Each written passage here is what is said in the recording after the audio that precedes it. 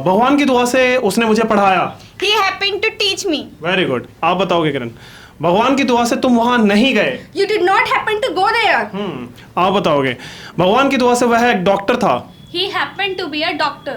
आप बताओगे? भगवान की दुआ से उसके पास एक पेन था। He happened to have a pen. Very good, बहुत अच्छे।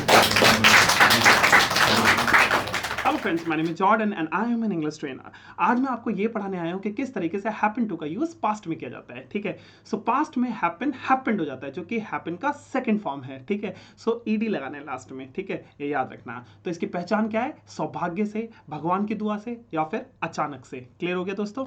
सो आपको मैं एक एग्जांपल बता देता हूँ ताकि आपको समझ में आ जाए कि एक्चुअली हैपन टू का यूज कैसे किया जाता है। ठीक है, जैसे कि कल आप टेंपल गए थे। ठीक है, सो आपने कोई प्लान नहीं किया था कि आपका दोस्त आपसे मिल जाएगा, अचानक से वो आपसे मिल गया, तो आप क्या बोलोगे? I happened to see my friend. यानी कि आपने कोई प्लान नहीं किया था या फिर आपको कोई एक्सपेक्टेशन नहीं थी कि आपका दोस्त आपसे मिल जाएगा। ठीक है ना? तो जो चीज आप एक्सपेक्ट नहीं कर रहे और वो चीज हो जाए, यानी कि जो चीज आपने प्लान नहीं करी वो चीज हो जाए, तो उन सारे सेंटेंसेस को बनाने के लिए आपको हैपन टू का यूज करना है। ठीक है ना? चलिए आज इसको अच्छे से समझते हैं।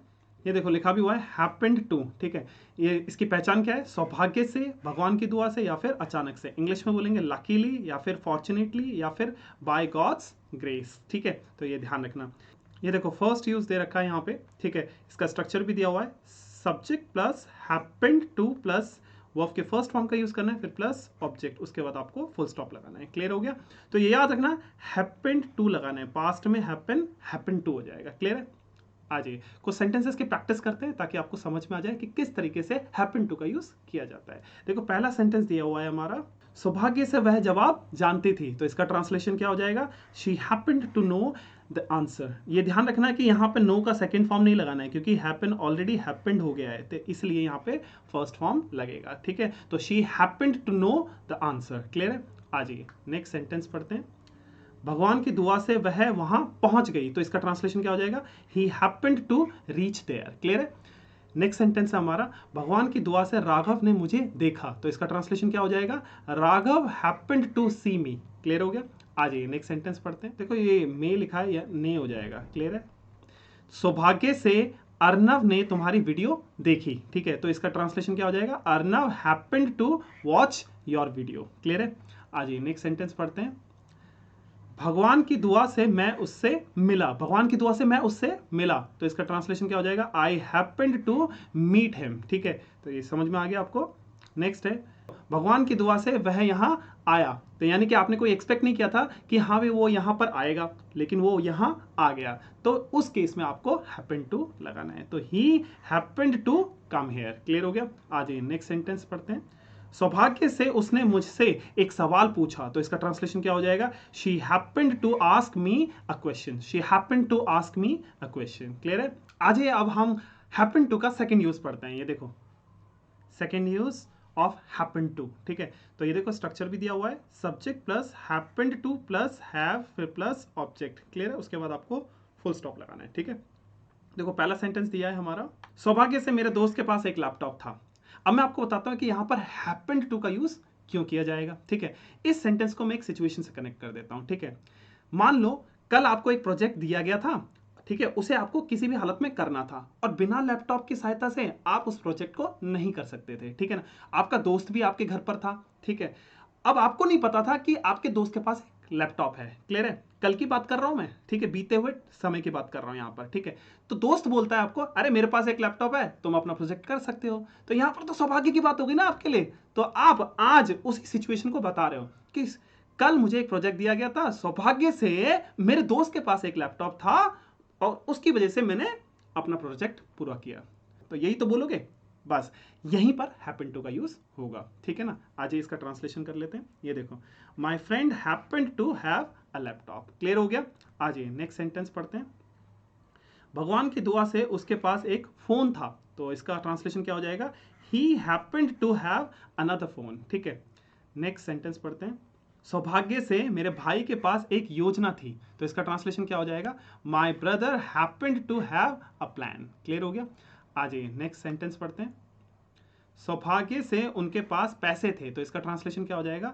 दे हैपेंड टू हैव मनी। ठीक है, आज ही अब हम हैपेंड टू का थर्ड यूज पढ़ते हैं। ये देखो लिखा भी हुआ है। Third use of happened to, structure भी लिखा हुआ है, subject plus happened to plus B फिर प्लस ऑब्जेक्ट, उसके बाद फुल स्टॉप, यानी कि हैपेंड टू के बाद आपको बी लगाना है। पहले यूज में मैंने आपको पढ़ाया था क्या चीज कि हैपेंड टू के बाद वर्ब के फर्स्ट फॉर्म का यूज करना है। दूसरे यूज में मैंने बताया था कि हैपेंड टू के बाद आपको हैव का यूज करना है। और ये कहां पर यूज किया जाता है हैपेंड टू प्लस हैव?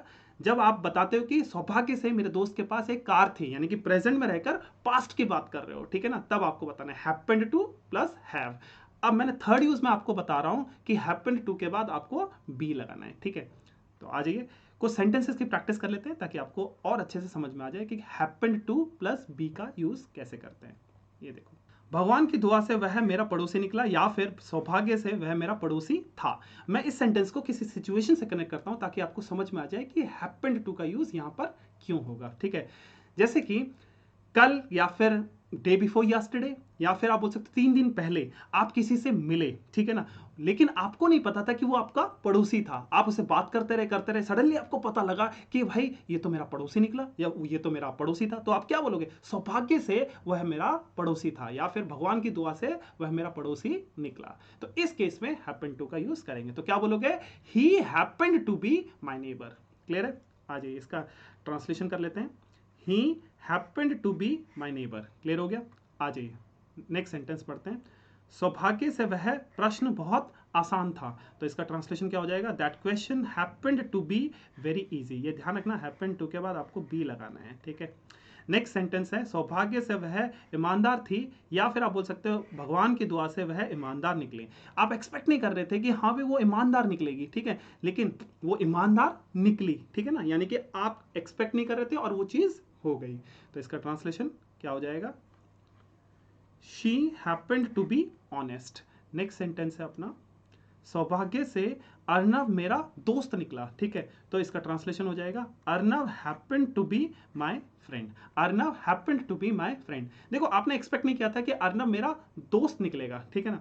तो 3 दिन पहले कुछ काम था और उस एक बंदे ने आपकी मदद कर दी। आपको पता लगा कि भाई वो बंदा तो आपका दोस्त निकला, ठीक है, क्योंकि काफी टाइम बाद आप मिल रहे हो उससे, तो आपको नहीं पता था कि वो आपका दोस्त होगा, ठीक है ना। तो सडनली आपको पता लगा कि वो आपका दोस्त था, ठीक है ना। तो आप क्या बोलोगे? Arnav happened to be my friend, या फिर बोलोगे वह मेरा दोस्त निकला, तो he happened to be my friend. Clear हो गया? सो आई गेस आपको समझ में आ चुका होगा कि किस तरीके से हैपेंड टू का यूज किया जाता है। Next time again I will come with different video with different concept. Thank you so much.